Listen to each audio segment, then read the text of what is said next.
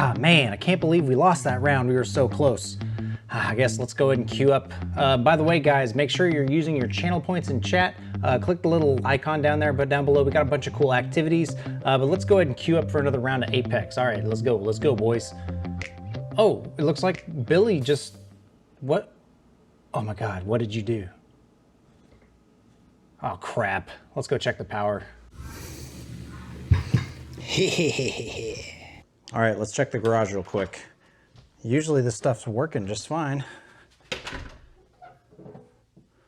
Yeah, none of the breakers tripped. All right, I mean, wait. What the heck is this? All right, well, I guess someone traded in our nice gaming PC in for our potatoes, so let's see if we can play on this thing.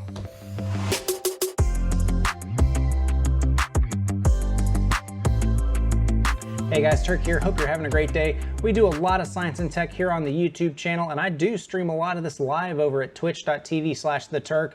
But guys, deep down through and through, I am a gamer, PC master race and all that. And rather than doing generic, channel point rewards such as, hydrate or changing the light and the mood in our stream, well, I do that one too. But anyways, I thought it'd be kind of fun to put in a reward that actually swaps my gaming PC in for a potato PC. And I've had a lot of you guys asking me what that actually means. So today I'm gonna walk you through my potato PC and show you what the gameplay actually looks like, and maybe persuade you guys to show me some grace and not redeem that reward.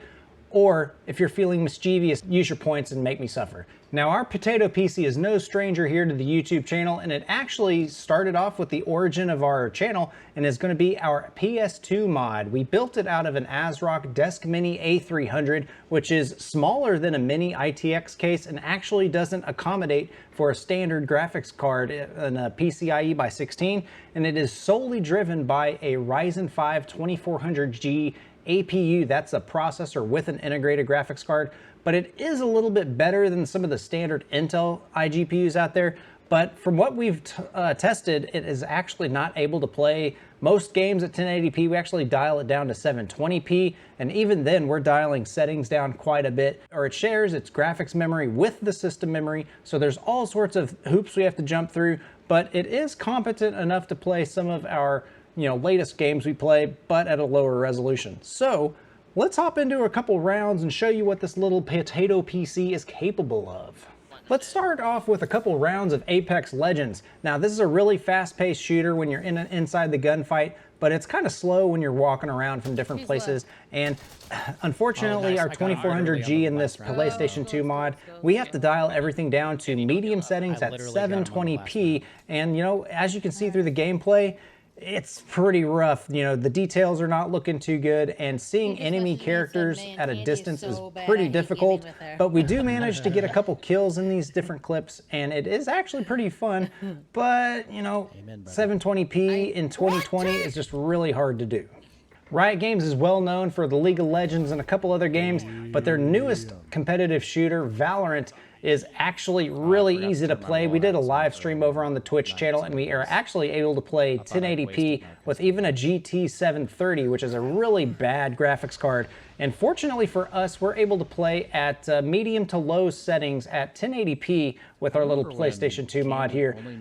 I'm kind of rusty when it comes to Valorant and the CSGO style of gameplay, but we do manage to get, I think, a kill, and I think we ended up winning this round. So again, this is actually 1080p, which shows you that if you've got the right game, some potatoes are able to play just fine. How about the latest competitive game that's reminiscent of Gears of War and is a good cover shooter? That's Rogue Company. We've played it on stream a couple times, and to be honest, I've got some issues with it. You can check my Twitter out if you want to look into that. But we're able to play it at 1280p, pretty decent frame rates, and it doesn't look all that bad. This is early access, it's got some room to grow, but the potato PC is able to handle it. Since we're on the struggle bus when it comes to graphical performance, I figured we could test a game that might be a little bit older and relies a little bit more on the CPU, and Counter-Strike, kind of like Valorant, is in a pretty good spot when it comes to gameplay, but we're in a tough position. Do we go up to 1080p but dial back the settings and get slightly lower FPS, or do we go with 720p and bump up the details to get higher frames per second? You know, I'll leave that up to you guys. I believe this clip is 720p. I'll note what the resolution is. But again, it's Counter-Strike. I play with bots most of the time. I don't play competitive or anything, so it's pretty decent. It is playable, but it's just not enjoyable at 720p or really even at 1080p. Since our GPU is already on the struggle bus, I figured let's go a little further back on our timeline and try out Valve's other classic, and that's Half-Life 2. You know, it's a pretty decent game, and it's a classic when it comes to gameplay on the PC platform. And fortunately for us, our Potato can play it at 1080p at pretty decent frame rates. All right, so last on our list is going to be Skyrim. They say you can play this game on pretty much anything, and we're going to throw it at our Potato PC and see how well it does. Unfortunately, it's not too good. Again, 720p. We did dial back the details. I don't remember what the setting is, but you know, this game is pretty graphically intensive, but it's just not really pleasurable when you're playing at 720p. This game was clearly made for 1080p full HD, and man, it's just it's such a shame because Skyrim's a classic. I love the RPG. Maybe Oblivion or Morrowind would play better on this one. But the biggest test is going to be, can it play Crysis? Well, kinda. Kind of just like Counter-Strike, we are in that struggle territory where if we play it at 1080p, we get, you know, 20 to 40 frames per second depending on the place. And if we dial it down to 720p, we can get anywhere between 40 and 60 frames per second. So unfortunately, the Potato PC, even with a game as old as Crysis, it just doesn't have enough power to play acceptable frame rates on the most demanding of games. So guys, what do you think? Is my Potato PC a pretty good punishment for what I've been doing on my stream, or have I persuaded you to show me a little bit of mercy and not reward your channel points for that? Before we go today, I actually do have a couple pointers in case you are playing on a Potato, or if you're wanting to upgrade your current PC up to a more playable performance. I got, I think, 3 decent upgrade options that you should look at. And the first is taking a look at your power supply. If you've got a pre-built or if you've got some sort of, you know, older PC, chances are you've got a power supply that either doesn't have enough wattage or heck doesn't even have PCIe power connectors. Take a look at it and make sure you can see those connectors. And if you've got any questions, drop by our Discord. You can ask your questions there. But you really want to see if you've got a power supply, you know, 450 to 600 watts. And if you've got a PCI power adapter, that's excellent. But we do have a couple other options if you don't. And that's going to be our second recommendation. And that is finding a graphics card that fits your system. If you don't have the power connectors, you can go all the way up to, I think, a 1050 Ti in some cases. Take a look at Newegg if you need some details.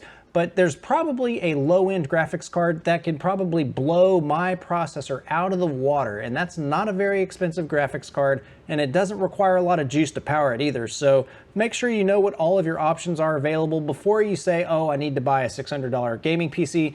Again, arrow up at the top right, I've got one of those recommended for you there.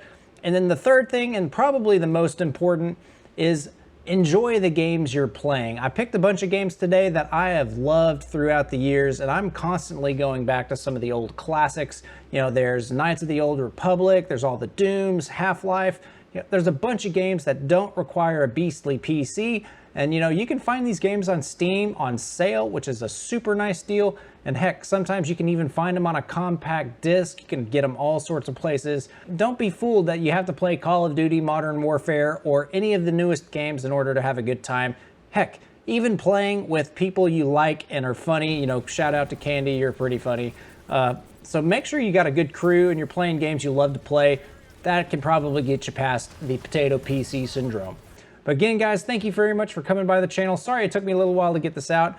We've got a motherboard review coming down the pipe. That's the Asus Z490 ROG Strix here. And we have also got an RTX, or not an RTX, an RX 5600 XT graphics card review. So make sure you subscribe to the channel, hit that notification bell so you know when I post videos. But have a great day, guys. We'll catch you in the next stream. Take care, Turk Force.